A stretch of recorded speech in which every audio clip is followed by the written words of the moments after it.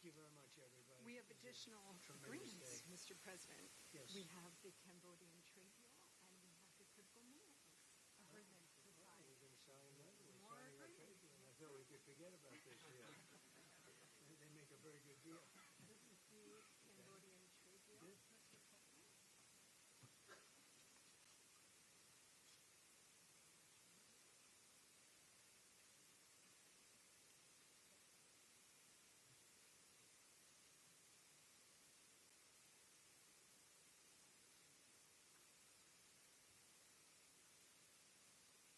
And this is a great deal for both countries. This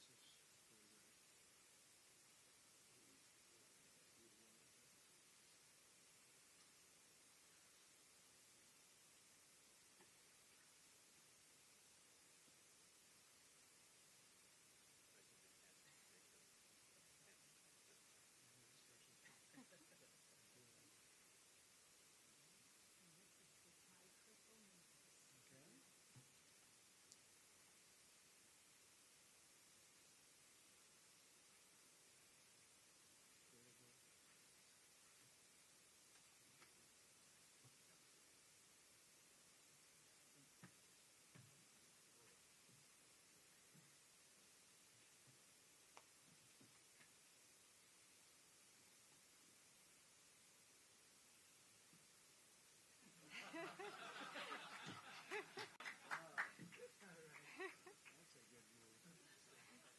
And this is the Thai critical minerals. Okay.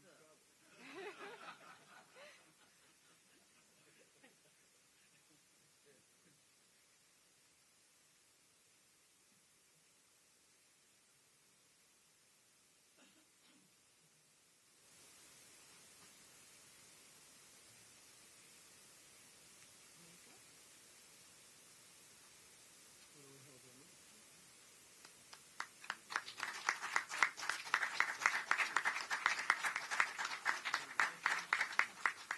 Go ahead. Let's hold it.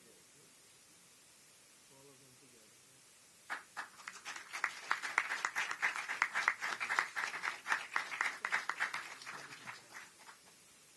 I'm just witness. Now we can do a merger on this last. Have another one.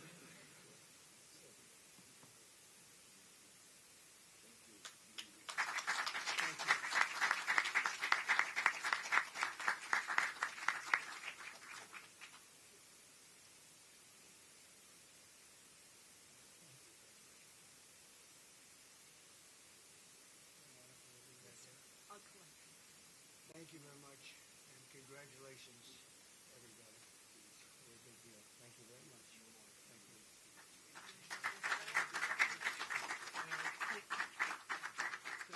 I will have to need your team to thank them. Please, go ahead.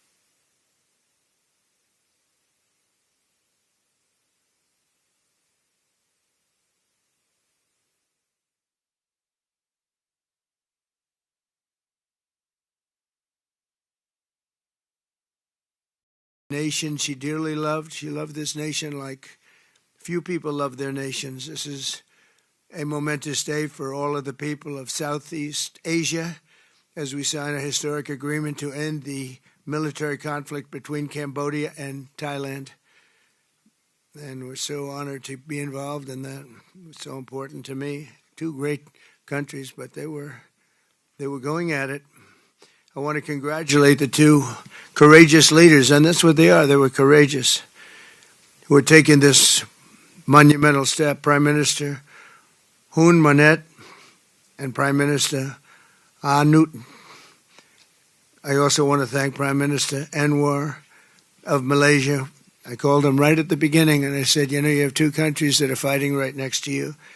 We need a third place. We need a sort of a neutral place, right? And he was there, and I said to him, if we get this solved, I'm coming to your country. And I told the truth, didn't I? A lot of times they say that, and that's the last you ever see. But I felt I had an obligation to come because you were so great, and the two men alongside of you are so great. Historic figures now. They're really historic figures. So I felt it was an obligation I had. I told it to you. That was about a year ago, and all of this has taken place. It's been so beautiful to see. It had started, and there was a lot of killing. And then when we got it stopped very quickly in this case, some we did in 32 years. It took 32 years to get them stopped. They were fighting for a long time. This was very nasty, but it was stopped very quickly before it started. And the two leaders have great respect for each other. But the Prime Minister played a very important role in helping convene the two sides for discussions here in Kuala Lumpur. Earlier this year, an armed clash broke out along the border of these two countries, really ancient countries by most standards. They've been a long time, tremendous cultures, resulting in numerous deaths and thousands and thousands of people displaced from their homes. It was starting because of America's strong commitment to stability and peace in this region and every region where we can do it. My administration immediately began working to prevent the conflict from escalating. I held phone calls with both leaders. I was actually at Turnberry in Scotland when I did this. And we had a lot of phone calls, the three of us and then the four of us. We had a lot of phone calls. It was a beautiful day. I remember how beautiful it was. Turnberry is a great place, but I said, this is much more important than playing around the Gulf. So we sat there all day long making phone calls, and it was amazing the way it came together very quickly. I mean, really very quickly. You caused me very good entertainment. I could have had a lot of fun, but this is much more fun for me than anything having to do with almost anything, because you're saving people and you're saving countries. But ask them to choose the path of prosperity and peace over needless bloodshed and war. At the end of July, after extremely productive discussions, we reached a ceasefire agreement. And now these gentlemen, and they really are gentlemen, high-quality people, both went to college in the United States, and now these gentlemen are about to sign what we're calling the Kuala Lumpur Peace Accords. Good name. Both countries are agreeing to cease all hostilities and work to build good neighborly relationships, which have already started. 18 Cambodian prisoners of war will be released, and under this agreement, observers from ASEAN countries, including Malaysia, will be deployed to make sure that the peace prevails and endures. I have no doubt that it will. We have another situation like that right now in the Middle East, and Gaza. You might have read a little bit about Gaza. And that's another one we're very proud of. But we have a lot of people watching that. A lot of people. I think this is a much different kind of a thing. The two countries are getting along really well. Today, alongside this peace treaty, we also are signing a major trade deal with Cambodia and a very important critical minerals agreement with Thailand. The United States will have a robust commerce and cooperation transactions, lots of them, with both nations as long as they live in peace. And I really feel that when we make deals, we see two countries that we do a lot of business with. We do a lot of business with both of them. We have to use that business to make sure they don't get into wars. But this is going to be a very long peace. So as you know, this is one of 8 wars that my administration has ended in just 8 months. We're averaging one a month. There is only one left, although I heard that Pakistan and Afghanistan have started up, but I'll get that solved very quickly. I know them both, and the Pakistan, the Field Marshal and the Prime Minister are great people, and I have no doubt we're going to get that done quickly. That one started up a few days ago. And I just feel it's something I can do. I do it nicely. I don't need to do it, I guess, but if I can take time and save millions of lives, that's really a great thing. I can't think of anything better to do. But the 8 wars that my administration has ended in just 8 months, there's never been anything like that. Never. There never will be either. I can't think of any president that ever solved one war. I don't think anybody. They start wars, they don't solve them. So nothing like this has been done in history, and it's an honor to be involved. On behalf of the United States, I'm proud to help settle this conflict and really develop good friendships, including people that work with each team. Look at these very distinguished people, except for my people. My people are much less distinguished, but they're very good. But look, my people understand the joke. But look at these very distinguished people, and I've gotten to know them. I want to thank Marco Rubio for being here. He was great. You always help. He's born for this job. He really was. He was born for this job. Secretary of State Jameson, thank you very much for all you did on helping too. He's the foremost expert on trade, and we're going to be doing another couple of stops where we'll be talking about no war, just pure trade. We'll be talking to President Xi in a day. We'll be stopping at Japan. We'll be stopping at South Korea, and we'll be doing some other things, but they're more related to trade. But on behalf of the United States, I'm proud to help settle this conflict and forge a future for the region where proud independent nations can prosper and thrive, safety, security, and peace. It's an amazing thing that's happened to the United States because a year and a half ago, we were a dead country. We were actually a dead country, and now we're the hottest country anywhere in the world. And when I called you, we were in the process of becoming hot. It's actually quite a while right now, but we were sort of on our way, and we had won the election big in a massive amount. And so I was respected when I called you, and it was a little bit easier. I think it's easier when you respect somebody than if you don't respect somebody. If you don't respect somebody, it never happens.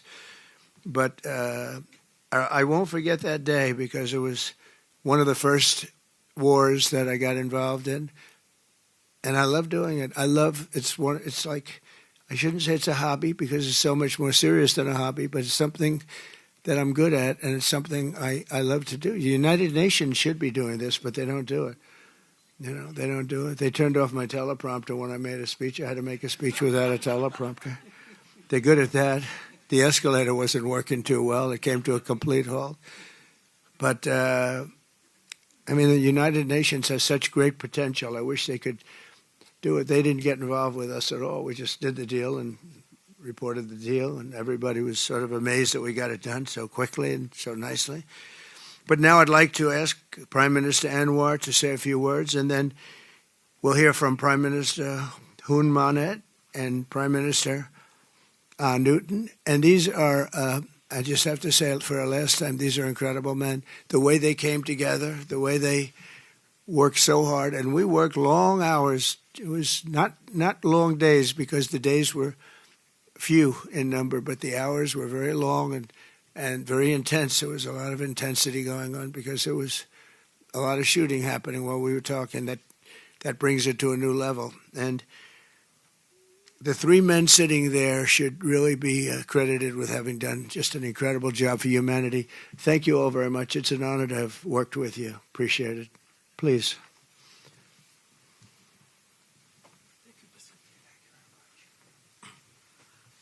Thank you, President Donald J. Trump, for giving us this honor.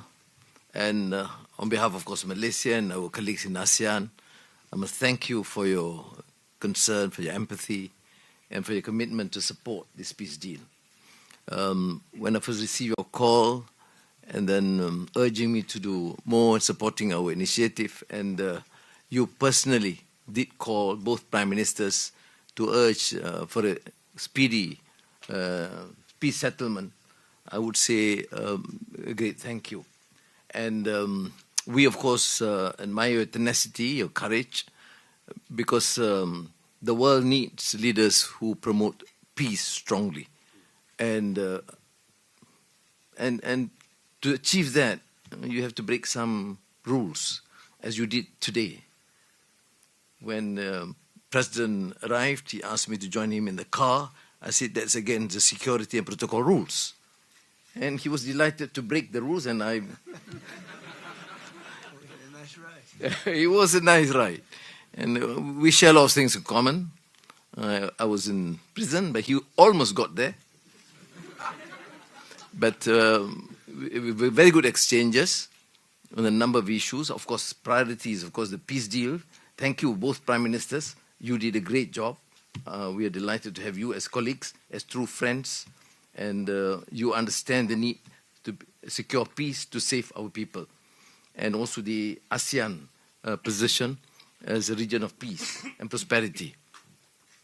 And I must also share with you here that I took the opportunity, full opportunity, without Secretary Rubio knowing this, exploring other issues too, and thank the President for his effort to secure peace in many parts of the world, including Gaza, and urging him to remain focused and ensure that there's a comprehensive peace that the world requires. And I am delighted, truly, President, to hear from you personally how determined you are to ensure that peace is achieved in the most intractable areas, almost impossible. But you did it, and we have shown our support and call on the United States in particular to continue this with the support of many, not only neighbors, but the part of the world. But I must also take this opportunity to thank Secretary Rubio,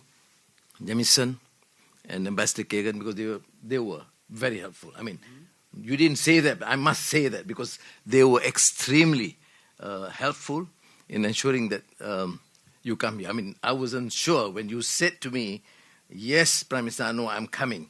Well, I'm not sure, because, you know, I deal with a lot of politicians. But you are an exception. Thank you, Mr. Donald Trump. Thank you very much again.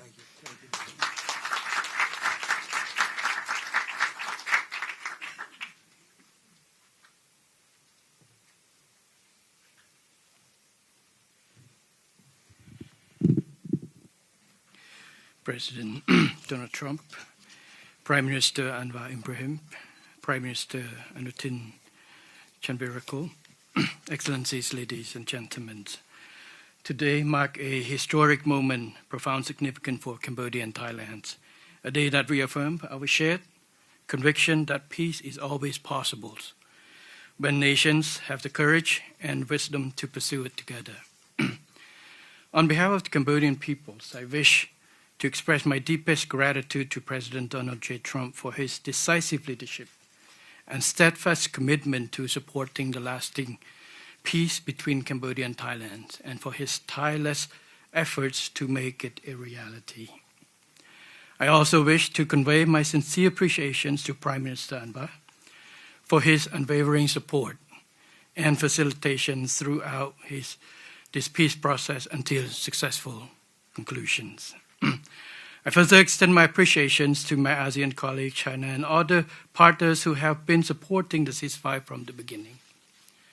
The principles that underpin this joint declaration are those that Cambodia holds dear.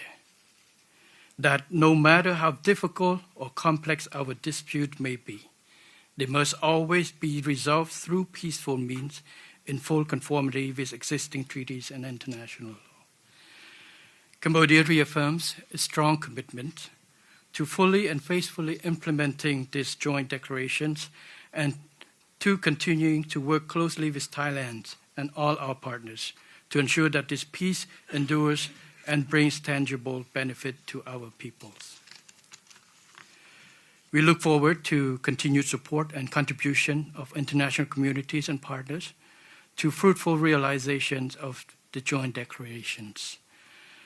As we speak, I think our two commanders are discussing on the possibility of start of withdrawal, partial withdrawal of the first phase of our heavy weapons as an indication of our willingness to show that the execution of the joint declarations. At the same time, I strongly hope for the prompt release of our 18 soldiers on humanitarian grounds and as agreed in the joint declarations.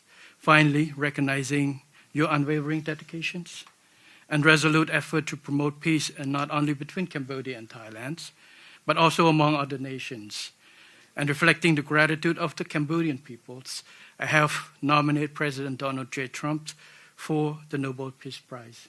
And he, like I say, peace saved life. And this is the wish of our Cambodian people as appreciation for the President. So thank you very much, Mr. President.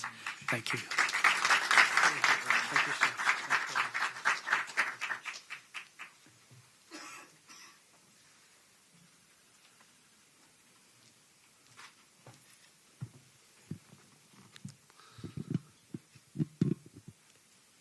President Trump, Prime Minister Anwar, Prime Minister Hun Manet, Excellencies, distinguished colleagues, today marks a new chapter for Thailand and Cambodia. Today we take a concrete step towards peace.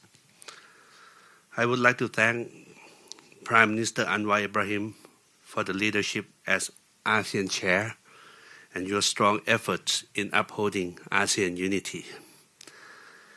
And I also wish to express my sincere appreciation to President Donald J. Trump for your personal dedication to peace between our two countries. And in addition, I thanks so much for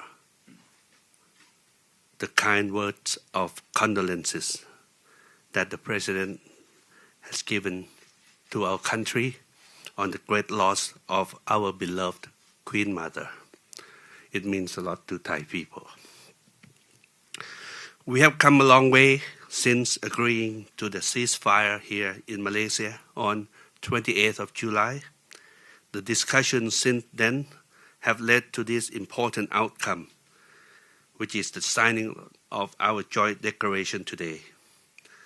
And I have to thank Prime Minister Hun Manet for his cooperation and support that led us to this moment. Thailand stands for peace. This declaration reflects our will to resolve differences peacefully, in full respect of sovereignty and territorial integrity. This declaration, if fully implemented, will provide the building blocks for a lasting peace. But more importantly, it will begin the process of mending our ties. Our border communities have been divided by conflict, and innocent civilians have suffered immense losses. This declaration places a firm responsibility on our two parties to act.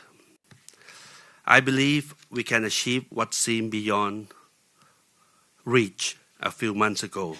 To this end, I welcome the agreement that following the signing of this joint declaration today, both sides will begin implementing all the agreed points, in particular promptly removing heavy weapons from the border areas to ensure the safety of our people, to build confidence and trust.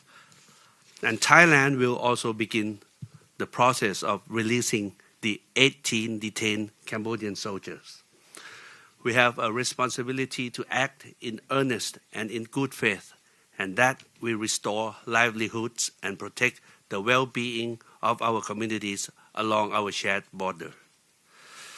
To achieve real change on the ground, what we agree on here must be implemented.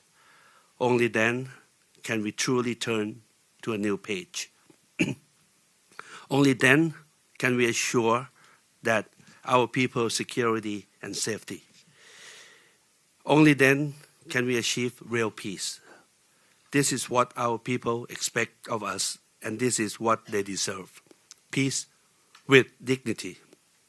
Going forward, I call on our friends to continue supporting this process so that the joint declaration is implemented fully and in good faith, rebuilding stability, trust, and renewed cooperation between Thailand and Cambodia and across our region. I am also pleased that today we announced the joint statement on the framework for a U.S.-Thailand agreement on reciprocal trade, which I hope will facilitate our negotiations on tariffs for conclusion by end of this year.